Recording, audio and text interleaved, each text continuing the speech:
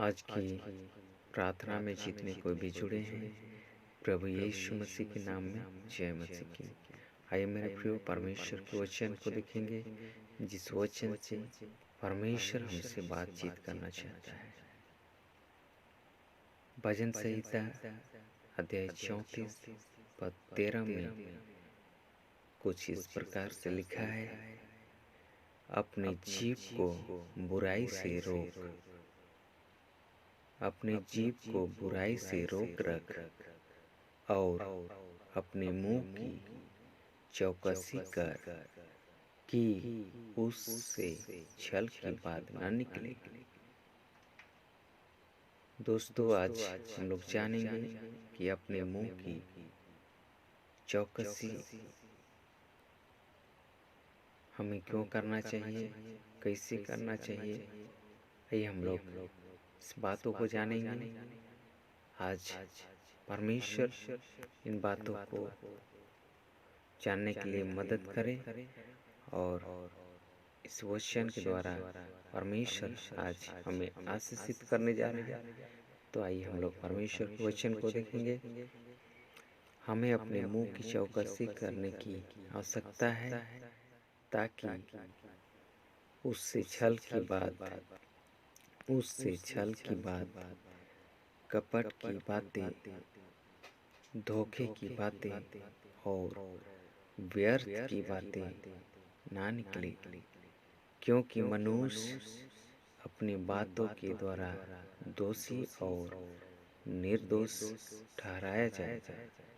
जो कुछ मनुष्य इस पृथ्वी पर रहकर बोलता है, उन सबों बातों का न्याय एक दिन जरूर होगा। मनुष्य के मुंह के शब्दों में मृत्यु और जीवन है। हमारे मुंह के शब्दों में सामर्थ है, इसलिए हमें सोच समझकर बोलने की आवश्यकता है। हम नकारात्मक बातों को अंगीकार ना करें, परंतु स्वर्गीय बातों को अंगीकार करें। हमेशा अपने के लिए, दूसरे के लिए अच्छे शब्दों का प्रयोग करें या उसके विषय में अच्छी बात बोला करें। बाइबल में हम इजरायली लोगों के विषय में पढ़ते हैं। उन्होंने कहा कि भला हो कि हम सब जंगल में मर जाते, और वे सब के सब जंगल में ढेर हो गए, क्योंकि उन्होंने अपने मुंह की चौकसी न की। जो उनके मन में आया वे कह दिए, और वैसा ही उनके जीवन में हो गया। इसलिए हमें ध्यान देने की आवश्यकता है, कुछ भी हम ना बोले और हमेशा सकारात्मक रहे। हालेलुया, आमीन। हाँ मेरे दोस्तों, आज हमें अपने मुंह की चौकसी रखना बहुत ही जरूरी है। आज कई हमारे मसीह भाई बहन भी चर्च तो जाते हैं, वो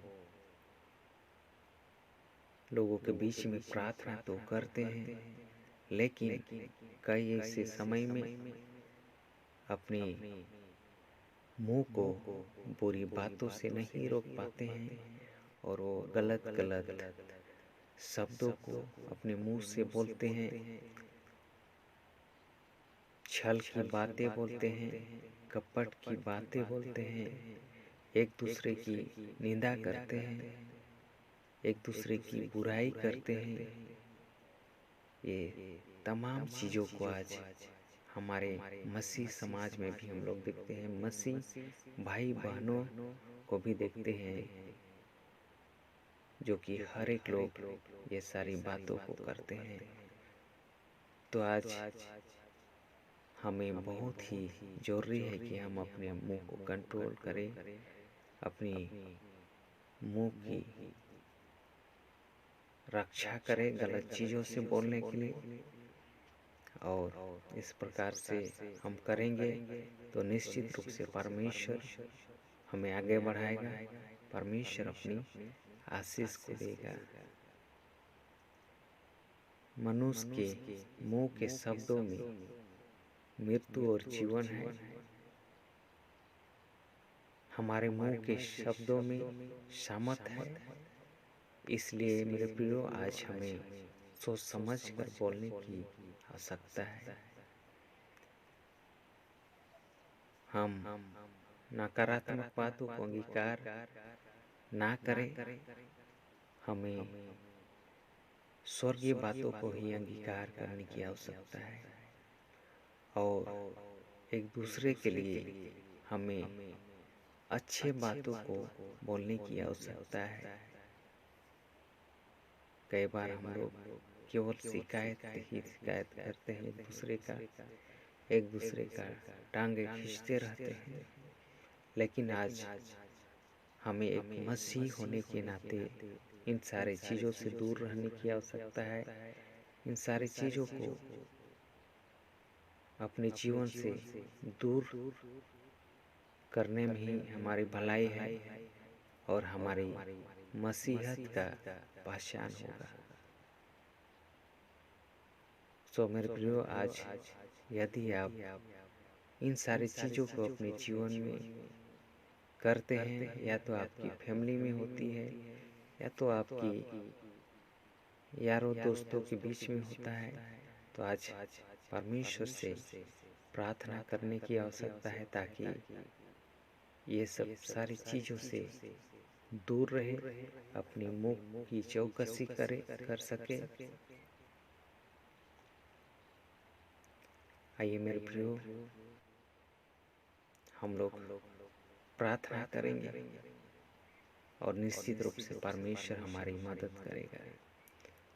आज इसे हमें इजी रूप में नहीं लेने की आवश्यकता है, लेकिन ये बहुत ही गंभीर विषय है मेरे प्रियो, क्योंकि हमारे बातों के अनुसार ही हमारे जीवन में परमेश्वर आशीष को देगा और बाद में भी परमेश्वर हमारी बातों के अनुसार ही हमारे न्याय करेगा। तो मेरे प्रियो, आज बहुत ही जरूरी है कि हम क्या बोलते हैं, किसके बारे में क्या सोचते हैं, क्या कहते हैं, ये सारी बातों को ध्यान देने की आवश्यकता है, जरूरत है, ताकि हम परमेश्वर में बने रहे और परमेश्वर की आशीष को अपने जीवन में देखने पाए। आइए हम लोग प्रार्थना करें। हाँ परमेश्वर, धन्यवाद करते हैं खुदावन, धन्यवाद करते हैं हर एक बातों के लिए जो हमारे जीवन में किया प्रभु जी। हाँ प्रभु जी, विशेषकर आज प्रार्थना करते हैं, कई हमारे भाई बहन आज इस बुरे चीज़ों में फंसे हुए हैं। एक दूसरे का निंदा करना, कपट करना, एक दूसरे से जलन करना, एक दूसरे के बारे में भला बुरा बोलना, कई सा एक दूसरे के बारे में बुराई करना। कई हमारे मसीह भाई बहन भी इस कामों में लिप्त हैं और तूने अपने वचन में कहा है प्रभु कि हमें अपने मुंह की चौकसी करना चाहिए। तो अपने दासों के द्वारा इस चीजों को बतलाता है। हाँ परमेश्वर, आज जितने कोई भी इस प्रेयर को सुन रहे हैं, परमेश्वर उनके जीवन में तू सहायता और मदद कर प्रभु, इन सारी बुरी चीजों से दूर रहने के लिए, ताकि प्रभु जब तू न्याय करेगा वो स्वर्ग में जाने पाए, आपके राज्य में जाने। हाँ प्रभु जी, धन्यवाद करते हैं। हर एक को स्वर्गीय बातों को ही बोलने के लिए सहायता और मदद कर प्रभु। बुरे बातों से दूर रख, ताकि प्रभु आपकी उपस्थिति में हर एक कोई बने रहने पाए और आपकी आशीष को अपने जीवन में देखने पाए खुदावंद। हाँ प्रभु जी, धन्यवाद करते हैं फिर से। और इस समय कई हमारे भाई बहन बीमार हैं, उनके लिए भी प्रार्थना करते हैं। उनको तू जानता है प्रभु जी, उनकी बीमारी को इसी समय दूर कर, इसी समय चंगाई प्रदान कर प्रभु। कई लोग को रोजगार चाहिए परमेश्वर, उनको तू रोजगार प्रोवाइड कर परमेश्वर। कई लोग आज लोन में फंसे हुए हैं, उनके लोन को सॉल्व कर, जो प्रॉब्लम है उसको दूर कर प्रभु जी। और परमेश्वर प्रार्थना करते हैं उनके जीवन में अद्भुत काम का खुदावन। हाँ परमेश्वर, ऐसा हर एक के जीवन में तू काम कर प्रभु। और प्रभु जी, कई लोग कई अलग समस्या में हैं, उनकी समस्या को भी तू जानता है परमेश्वर। तू इसी घड़ी तू दूर कर परमेश्वर। हाँ प्रभु जी, हमारी प्रार्थना को सुनने के लिए धन्यवाद। प्रार्थना मांगते हैं यीशु के नाम में, आमीन।